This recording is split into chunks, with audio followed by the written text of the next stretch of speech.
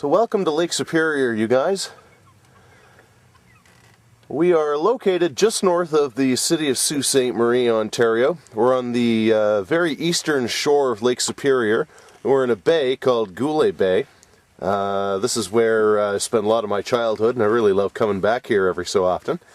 One of the new things about this place is the fact that there are a bunch of windmills that have been installed in the hills up in behind the bay.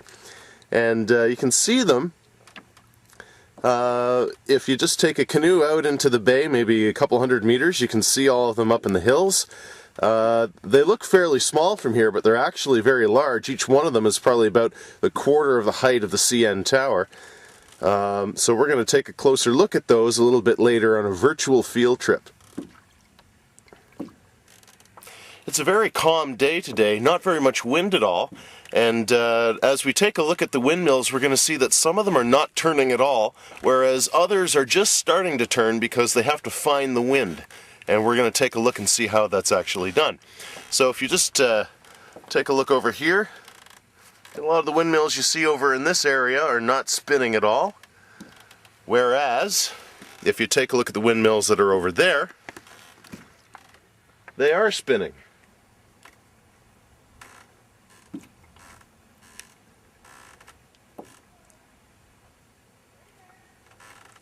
On a calm day like today, sometimes it takes the windmills a little while to find where the wind is. They're able to swivel, which means that they can twist in different directions depending on where the wind is coming from. They have a special computer on board each one that allows it to swivel, and then when it starts to spin because it's hit the wind, then it stays in that position. They also have a radio aboard that will tell each one where the wind is, so that one windmill can tell the other ones which direction to twist so that they can catch the wind. So these ones were still about 20 minutes ago, but they're spinning now because they're facing the correct direction.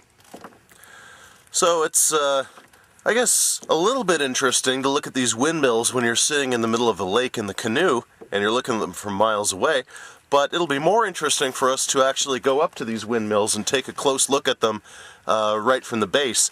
So that's what we're going to do. We're going to paddle into the shore, we're going to hop aboard the four-wheelers, we're going to go tearing up into the bush, and we're going to take a look at these things way up close so we can see exactly how big they are and exactly what it is that they do.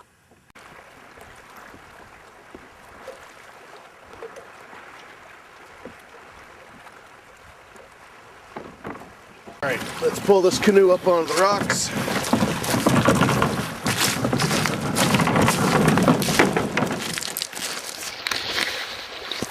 And let's go find the four-wheelers. Come on.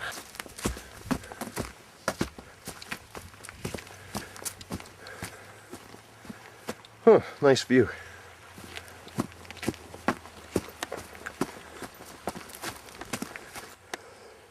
One of the nice things about coming up north in the summer is all the berries that there are in the bushes to eat. Nothing in the world like wild raspberries.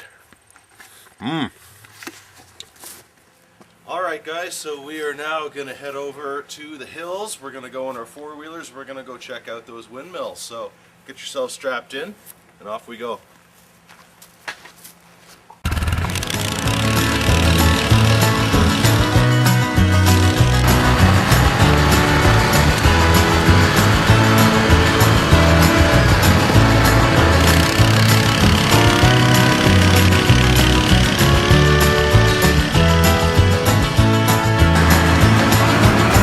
Think about the times we've had, we'd never been blue. You got the combination, gotta keep me straight and true. 'Cause you are just what I am. I'm loving you forever if I can. You make time stand still. You do it now and you always.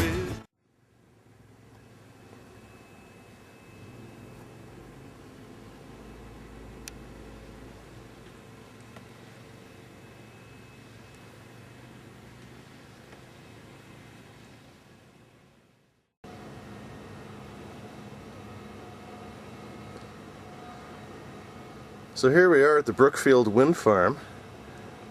And you can see that we've got a whole bunch of windmills that are spinning. And if we just turn around here, we're standing right in front of windmill number 98. And if we just zoom up here, there it is, right on top of us with propellers spinning.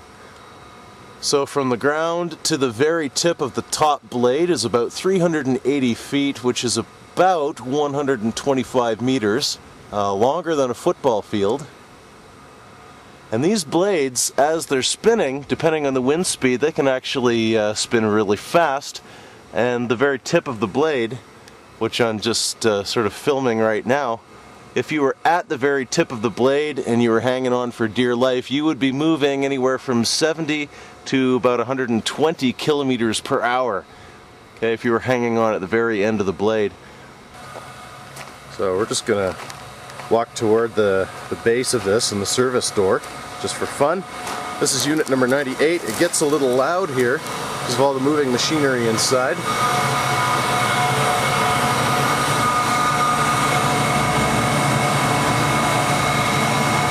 Enter at own risk. Access is forbidden.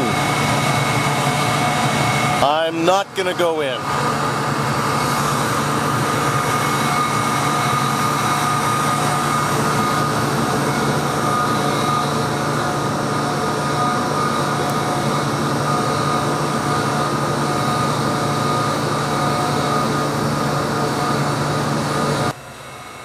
Beside each one of these, we've got a transformer which steps up the voltage from however low it is inside the tower to several thousand volts, and that is suitable for transfer to major cities along the big high electric wires that you might see on hydro towers. And so these transformers actually get fairly warm. So if we walk closer to it, you can see that on the side of the transformer here we've got these fins. Okay, they're basically just flaps of metal. It's increasing the surface area so that it's able to cool off much faster so the transformer doesn't ever overheat. You can actually, if you listen, you can hear the wind coming off the blades. You can hear sort of a swooshing sound every time one of those blades comes down towards us.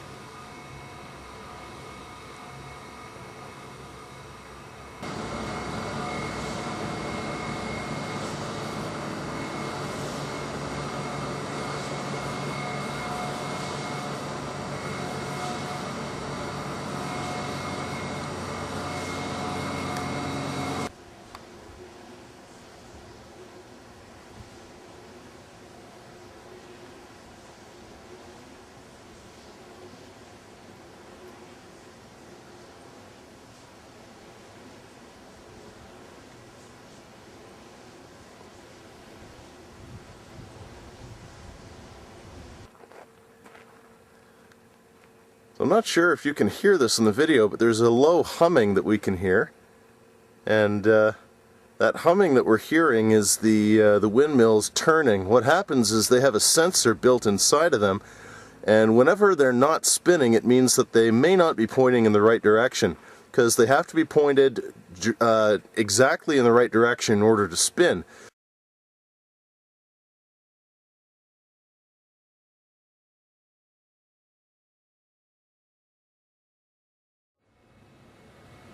So this ends our trip to the Brookfield Wind Farm. Like I said before, there are 126 windmills in this area. Each one of them generates a certain amount of electricity.